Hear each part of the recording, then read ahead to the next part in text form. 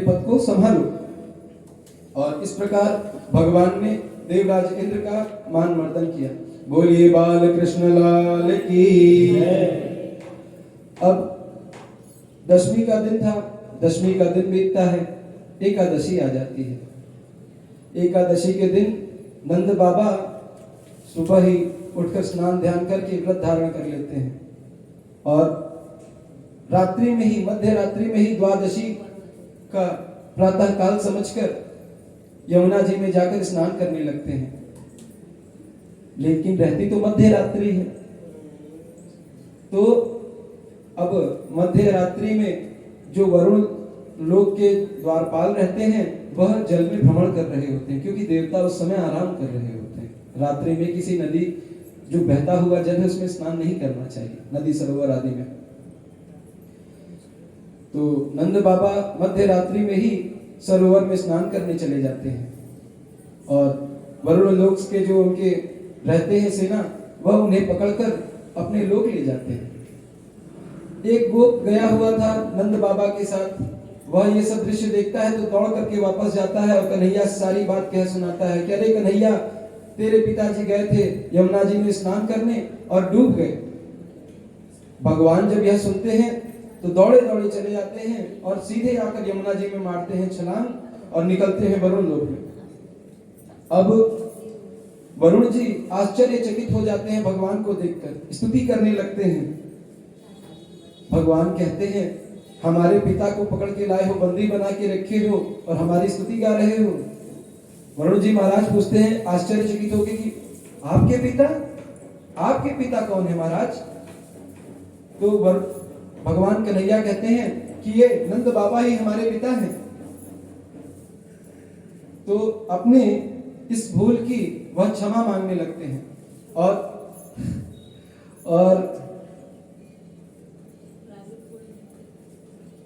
तालियां बजा दीजिए।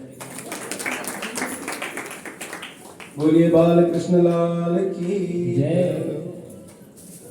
अब उन्हें तुरंत आदेश देते हैं अपने सैनिकों को कि इन्हें छोड़िए और भगवान के सामने क्षमा याचना करने लगते हैं। कहते हैं, नमस्तुभ्यं भगवते ब्रह्मणे परमात्मने न यत्र श्रूयते माया लोक सृष्टि विकल्पना अजानता मामकेन मूढ़ेन कार्यवेदिना आनीतोऽयं तव पिता तद्भवाञ्छन्तुमर्हति।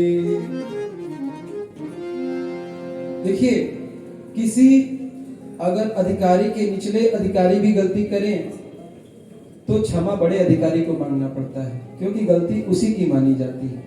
तो गलती कोई छोटा अगर अफसर भी करेगा तो गलती बड़े अपराधी की मानी जाएगी, बड़े अफसर की मानी जाएगी।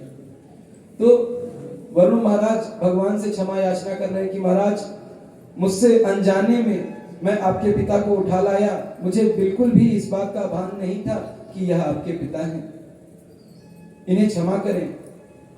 अब भगवान अपने पिता को लेकर वापस वृंदावन आते हैं और नंद बाबा सभी ब्रजवासियों को बताते हैं कि अरे मैं तो गया था रात्रि स्नान करने प्रातः काल यमुना जी में कि चार हाथ वाले आए और मुझे पकड़ कर ले गए, न जाने किस लोक में।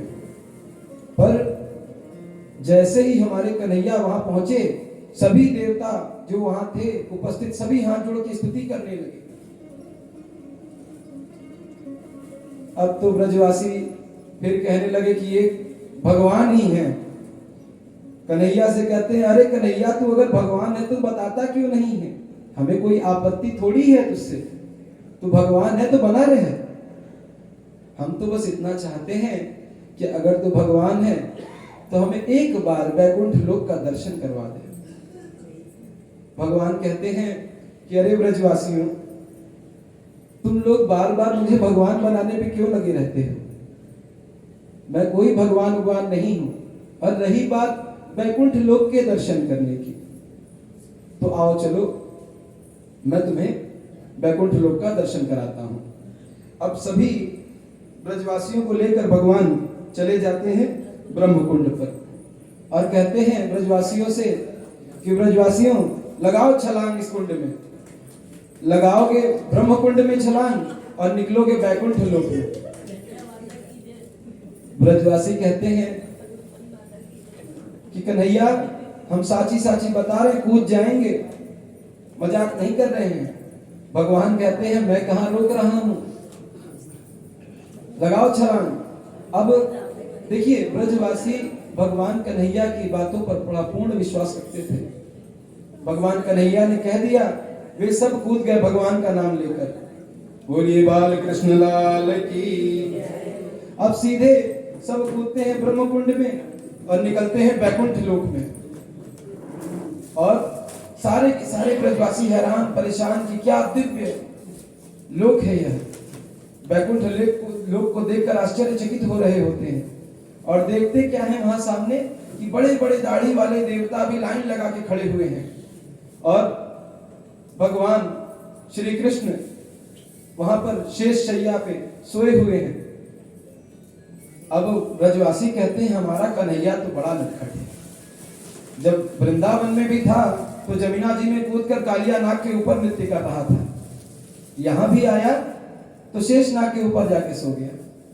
आओ चलो उसके पास चलते हैं। अब सब ब्रजवासी भगवान की ओर बढ़ने लगे कि द्वारपाल उन्हें रोक देता है कि कहां जा रहे हो, ठहरो, ऐसे नहीं जा सकते हो, लाइन लगाओ और भगवान का दर्शन करना है।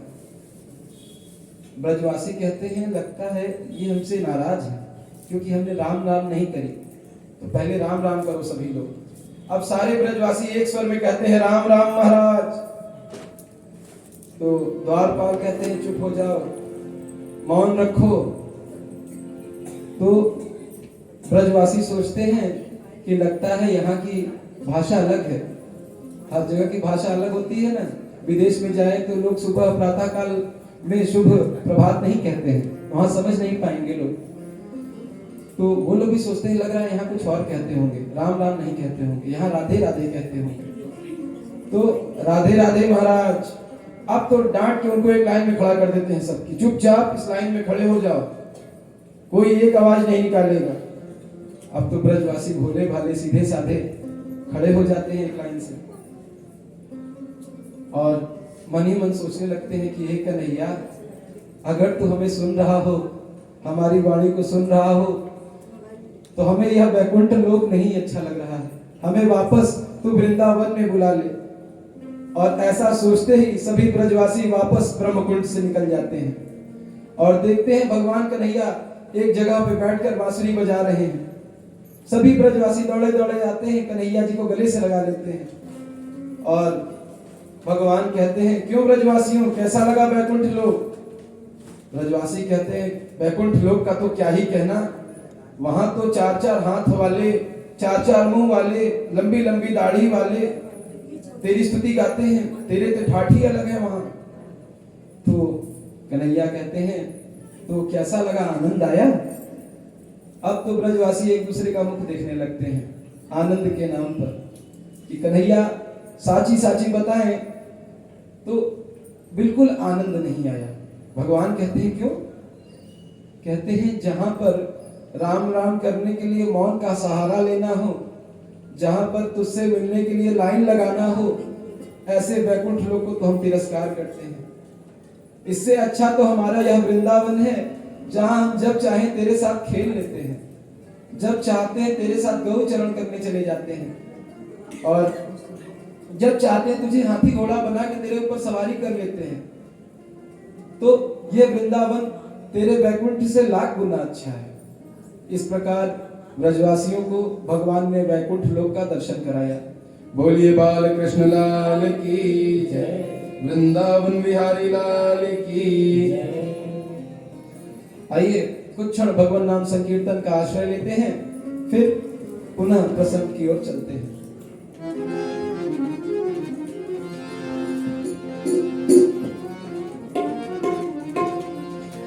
राम का गुणगान करिए, राम का गुणगान करिए,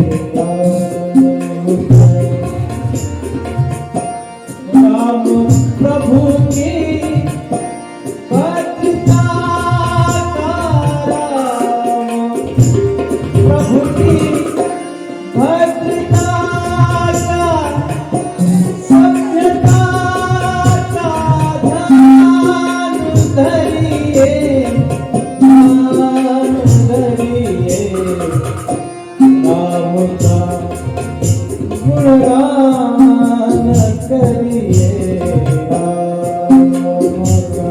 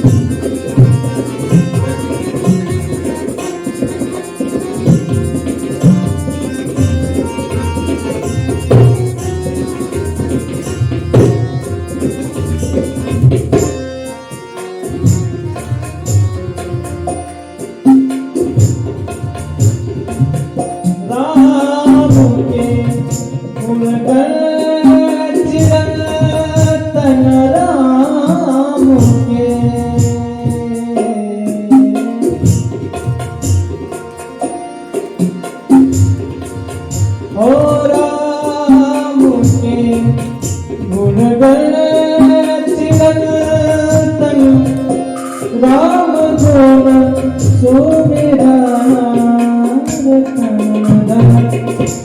राम गुण सुमिरा रतन धन राम आत्मा राम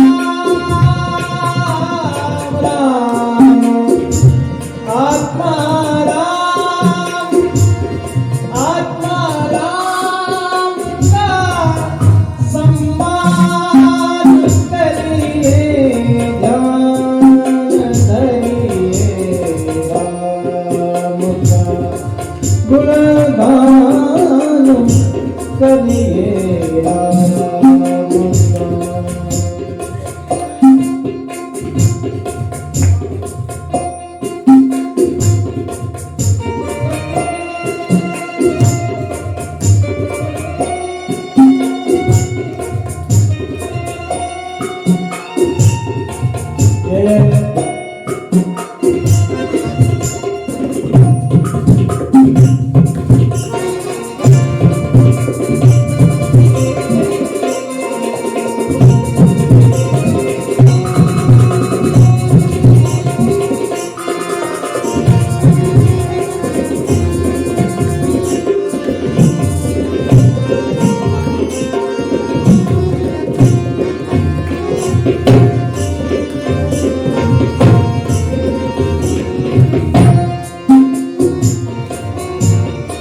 सगुण ब्रह्म स्वरूप सुंदर, सगुण ब्रह्म स्वरूप सुंदर, सुजन रंजन भूप सुखकर, सुजन रंजन भूप सुखकर, मनुज ठाकुर